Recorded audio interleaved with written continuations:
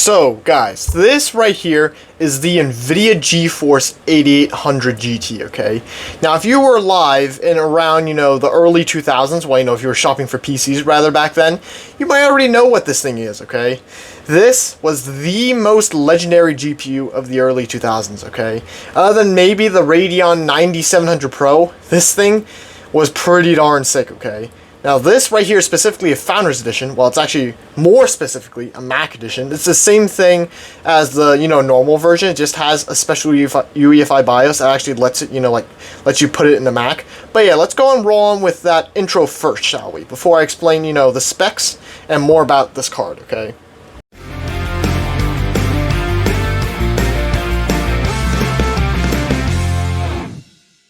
This right here is the 8800 GT, okay? Now specifically, the model that I have is a Mac GT edition, okay? Which, I'm not sure why they didn't just call it a Mac edition, but whatever, okay? So yeah, basically, this is going to perform like the stock 8800 GT, but with Mac UEFI BIOS, which also works on regular PCs as well. Now, the reason why this thing was so famous is that it offered GTX performance, the 8800 GTX. It basically offered the same performance as that, or, at least very close to it. I think it's around 90% of the performance for a fraction of the cost, okay? This MSRP'd for around $350. The GTX MSRP'd for around $500 to $600, okay? So, yeah, this definitely was, like, almost half the price of that. So, half the price for 90% of the performance, that sounds like a pretty good deal, in my opinion. But, yeah, this also would be compatible for SLI, as you can see right here. So yeah, basically what you would do is you would SLI to these 8800 GT cards, and then you would get around the same, you would get more performance than the 8800 Ultra, which was the highest end card of the time, okay? So, not bad, not bad, considering that you could probably buy two of these and the SLI cable and SLI motherboard for less than the actual 8800 Ultra. So not bad, not bad.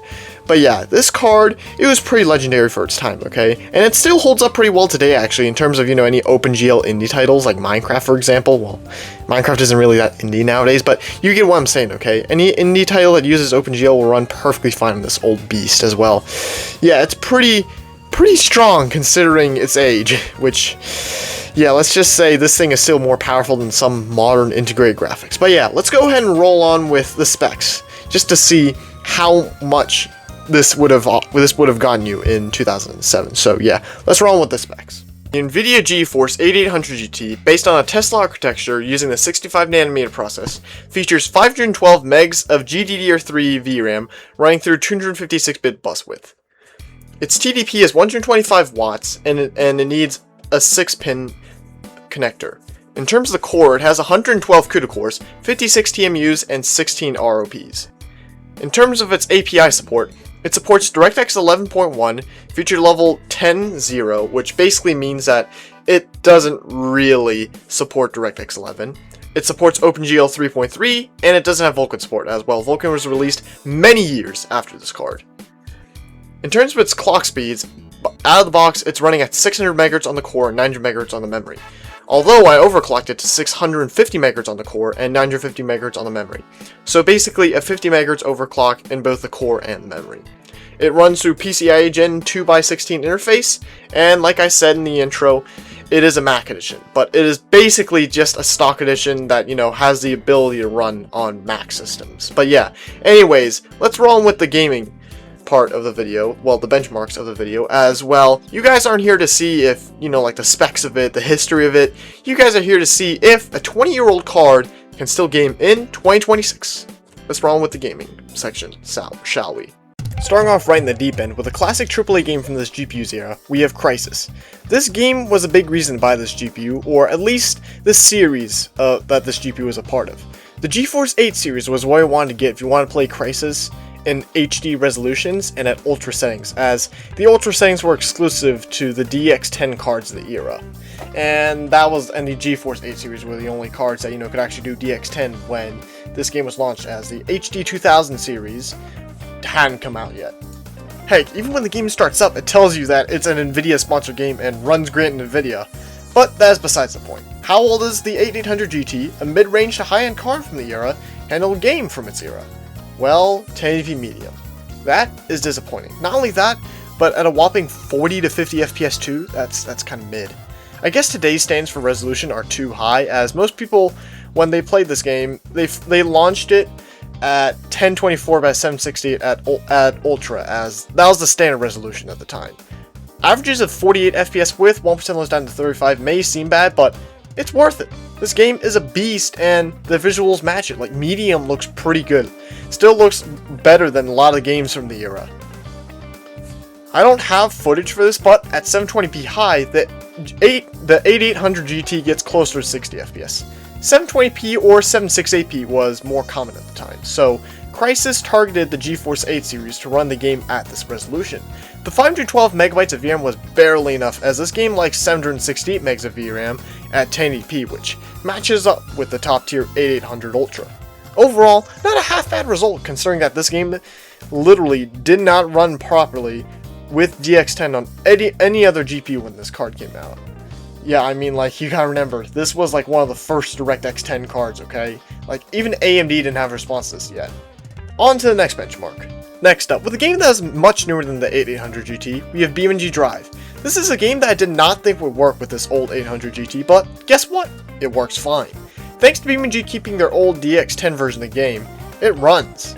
This is a version of BeamNG from 2017, and this is a GPU from 2007. Most people would expect that this would not work, but it kinda does. The 8800 GT could handle 720p with the low settings selected, which aren't the lowest, keep in mind, and it somehow ran the game fine. At 720p low, the 8800 GT scores an average of 45 FPS with 1% lows down to 30. If you want proof that this was a future-proof GPU, here it is. If this thing supported DirectX 11, it would probably still be handling BeamNG just fine to this day, like the latest versions of it too. More intensive maps and more cars will drag the FPS down, as we only have 512 megs of VRAM to work with.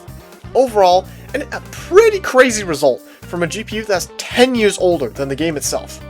Not half bad. By not half bad, I mean pretty amazing. On to the next benchmark. If you thought things couldn't get any better, you gotta hear this. The latest version of Minecraft Java, running with the fancy settings and 8 chunks render distance, and the game is getting over 100 FPS. I set the render distance to 8 chunks, not because of the GPU, but because I was afraid that the Xeon in the testing PC might be holding back that legendary 8800 GT. Averages of 172 FPS with 1% less down to 104 are insanely impressive. This is a GPU from 2007 running a game that is still updated to this day and gets tons of new features. This result clearly shows that Minecraft is optimized wonderfully on the GPU side anyways, and the VRAM side of things, as this game will run at over 100 FPS at 1080p with some pretty decent settings. Shaders, unfortunately, would get us 5 FPS on average, as the shaders need at least OpenGL 4 support, and this 800 GT lacks it. So basically it was like running in like software mode or something. You could probably play Minecraft at 4K with this GPU. Like, you know, without shaders, just play Minecraft at 4K with this old 8800 GT. Minecraft running at 4K on a 20-year-old GPU would be a crazy video. Overall, this is a really good result and just shows the future-proofness of this 8800 GT. On to the next benchmark. Next up, we have a game from 2025 that I did not even know would launch on such an old card. We have Hollow Knight Silksong here, which is an awesome 2D indie title, and it's running great. Since this game is based on the DirectX 10 architecture, well, the DirectX 10 API rather, this GPU is the bare minimum for it basically, like it's about as old as you can go. At 1080p with the max setting selected, we saw averages of 102 FPS with lows down to 68. The 512 megs of VRAM is barely enough for this game, but it does still work. Overall, not a half bad experience considering it is coming from a 20-year-old card. Oh, and also, the stutters were obviously caused by scene changes. But yeah, anyways, on to the next benchmark. Next up, with a classic AAA title, GTA 5 Legacy here is running great. Fun fact, GTA 5 Legacy's minimum specs states a GeForce 9800 GT, which is basically just a rebrand of this here 8800 GT. So this is basically the minimum spec GPU. This just shows how optimized this game is, as this was launched in 2015, the game itself anyways, and you could run it at 720p medium on GPUs that were 8 years older than the game itself, and not even like the highest end GPU either, like a mid-range GPU that's 8 years old. You could run it at 720p medium. The 512 megs of VRAM was a problem, however, as this game really wants at least 1 gig, and there were some stutters. they weren't major, but they were definitely annoying. Averages of 48 FPS with 1% down to 23 are not bad for a near 20-year-old card in a 10-year-old game. But yeah, this GPU obviously will not run the enhanced version as it needs at least DirectX 12 feature level 12.0, and this poor 8800 GT only has feature level 10.1. Yeah, the only problem with this 8800 GT's longevity is that it only supports DirectX 10, which was quickly replaced by DirectX 11 in 2009. If this thing had DirectX 11 support, it would have lasted much longer. Overall though, this GPU does barely run GT5 Legacy, and I mean, it can run at over 40 FPS, so that's not really barely running anyways. On to the next benchmark. A famous Bethesda title from the 8800 GT's era here, we have Oblivion. Not the remaster one, the original one from 2005. The GeForce 8 series was known to have extremely good performance in games released before it, and that's shown here. The game ran so unexpectedly well that I had to crank everything to the max at 1080p. This GPU would probably handle Oblivion at its max settings at 1440p as well. This just shows how much overkill the 8800 GT was if you want to play slightly older game. Averages of 93 FPS with 1% was down to 56 at 1080p with the ultra high settings, which don't even ask me why they called it that. Yeah, it was a pretty good result. Unfortunately, Bethesda has not made the remastered Oblivion backwards compatible with these old DirectX 10 cards, as the remastered version needs at least 10 times the VRAM and 2 versions of DirectX support newer. Although, if you want to make an overkill retro rig, the GeForce 8 series is the generation you want to target. On to the next benchmark. Yeah, because the GeForce 8 series supports Windows XP natively, so pretty nice. Next up, we have another famous game from around the era of this 8800 GT, Half-Life 2. When this beast of a GPU came out, it was shown benchmarks with this game running at 1600p, which is higher than 1440p and almost 4K, with the high settings and 8x MSAA. That is kinda insane, as you have to remember that Half-Life 2 came out in 2004, and when it came out, it was the most demanding game out there. This just shows how much of a generational uplift the GeForce 8 series was. With the recent updates, the game has become slightly more demanding, so we ran the game at 1080p with the max settings and 8x MSAA, so basically the same settings I would have been ran on in 2007, but just at 1600p. Averages of 102 FPS with 1% lows down to 78 were not half bad. This is an era-appropriate GPU, and it is running the crap out of Half-Life 2. You could probably still see above 60 FPS with the same settings at 1440p. The 512 megs of VRAM was not even close to being an issue, as this game used to run well on 64 megabyte GPUs.